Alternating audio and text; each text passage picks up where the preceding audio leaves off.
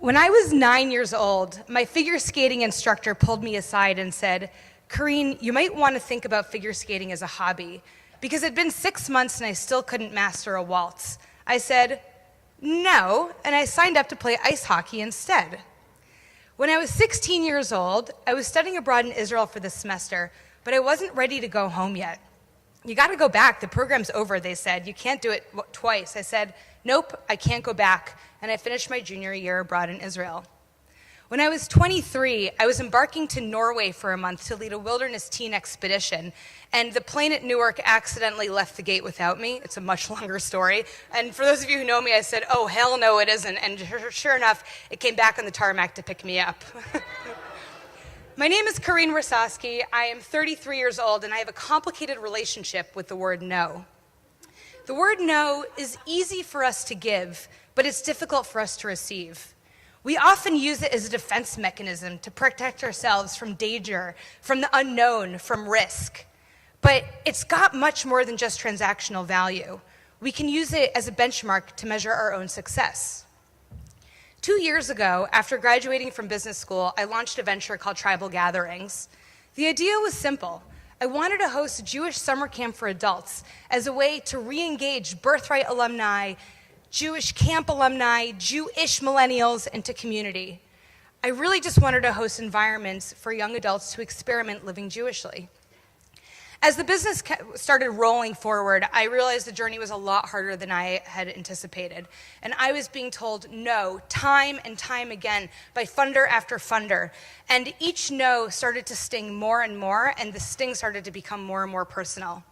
Even though registration was flourishing and press started picking this up, I was beginning to become paralyzed not just by my lack of funding, but by the sheer quantity of times I had heard the word no. At one point last spring, I heard no from a funder, and it set me over the edge. And I completely collapsed on my living room floor, and I cried into my yoga mat for 2 hours thinking, this is the tombstone to my idea. But I didn't have a choice, because the next weekend was my inaugural camp weekend, and I had 125 strangers who had trusted me to put on an awesome event. So I showed up with a big smile, and I decided to make it happen. And it was the end of Maccabi of Color War, and I had this meta moment. I got up on stage to announce who the winners were, but I kind of zoomed out, and in front of me I saw this sea of 125 young adults wearing a ridiculous array of warrior paint and morph suits and leis and wigs and body glitter, and I was like, these crazy-looking 30-year-olds are actually physicians and educators and lawyers and public servants in the real world, but it just didn't matter because for 4 days I had created an environment where they could be whoever they wanted to be Jewishly. And in that moment, all they wanted was to be the Color War Maccabi winner. And at that point, I remember the most valuable lesson I'd learned in business school. So I need some help. Does anybody have a $20 bill on them in a left shoe? Bring it on up if you got it. First person. $20 bill in left shoe. Thank you. Thank you, thank you. Oh, nice. I'll take that from you later, though.